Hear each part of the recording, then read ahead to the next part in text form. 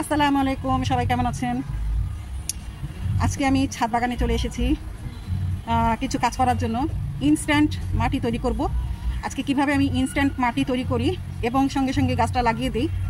একটা গাছ লাগানোর জন্য যে আমি সময় পাচ্ছি না মাটিটা তৈরি করার, কিন্তু আমার গাছ লাগানোটা খুব বেশি জরুরি।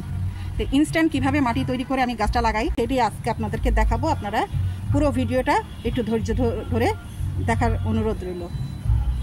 এই যে এখানে দেখতে পাচ্ছেন যে একটা লেবু গাছ, এই লেবু গাছটা আমি কিছুদিন আগে উপহার পেয়েছি। এই লেবু গাছ এবং একটা পলিপিয়ারার গাছ উপহার পেয়েছি।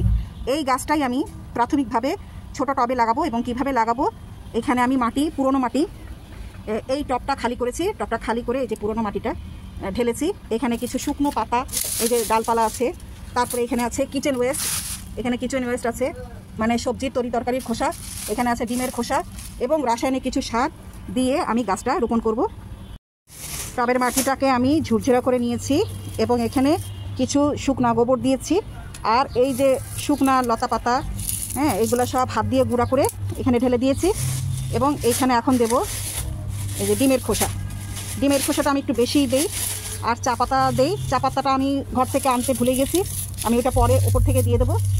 এই ডিমের খোসাগুলো একটু হাত দিয়ে গুঁড়া করে দিয়ে দেবো। আর এই কিচেন কম্পোস্ট যেটা, এইগুলো এখন ঢেলে দেবো। এখানে আমি সব তরকারির খোসা এগুলো ফেলেছি। এখন আমি এটাকে কি করব, ভালো করে মাটিটাকে মিশিয়ে নেব।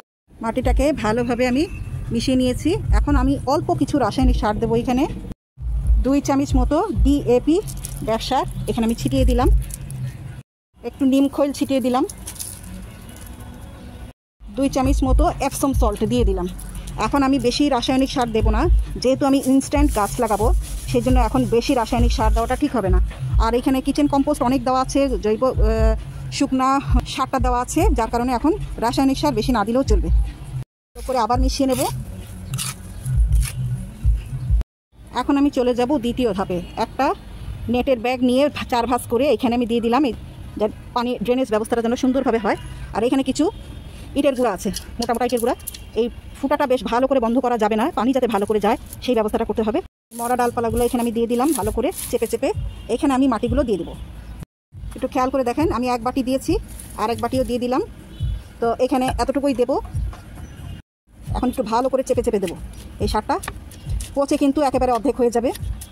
এখন এইখানে আমার আগে থেকে তৈরি করা কিছু মাটি আছে, এখান থেকে কিছু মাটি এই যে এইভাবে নিয়ে আমি এই টবের উপরে দিয়ে দেবো। অনেকটাই দেবো, এই প্রায় এতটা দিয়ে দেবো। হয়ে গেল, প্রায় অর্ধেকের বেশি মাটি দিয়ে দিয়েছি টবে। এখন একটা জগ এখানে মাঝখানে বসিয়ে দিলাম। জগটা মাঝখানে বসিয়ে দিয়ে সাইড দিয়ে আবার এই সারগুলাই, ইনস্ট্যান্ট সার তৈরি করলাম যে, এইগুলোই আবার সাইড দিয়ে দেবো ঠিক এইভাবে। এবার এই মগটাকে এখান থেকে উঠিয়ে ফেলবো। দেখেন একটা গর্ত হয়ে গেল। এই গর্তের মধ্যে আমি এই চারাটা বসিয়ে দিলাম। এই চারাটা বসিয়ে দিয়ে এবার এই সাইড দিয়ে আমি পুরনো সার মাটি দেব।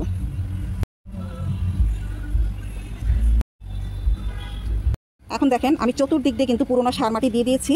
দিয়ে এটাকে আমি সমান করে দেব। তাতে কি হলো, আমার যে ইনস্ট্যান্ট তৈরি করা যে সার মাটি, এগুলো কিন্তু এই গাছের শিকড়ের সাথে লাগবে না। আমি এটা চেপে দিয়ে দিলাম, শিকড়ের সাথে লাগবে না। আর ও পচতে ততদিনে আমার সার তৈরি হয়ে যাবে। আর শিকড় বড় হতে আমার এই সারের দুর্গন্ধ দেওয়া চলে যাবে। আর এখানে দেখছেন যে উঁচা হয়ে আছে, মাটিটা কিন্তু অনেক ডেবে যাবে। আমি ভরে কিন্তু ভরে মাটি দিয়েছি, এটা কিন্তু ডেবে অনেক নিচে চলে যাবে। তখন আমি আবার উপরে এই পর্যন্ত মাটি দিয়ে দেবো, সার মাটি দিয়ে দেবো।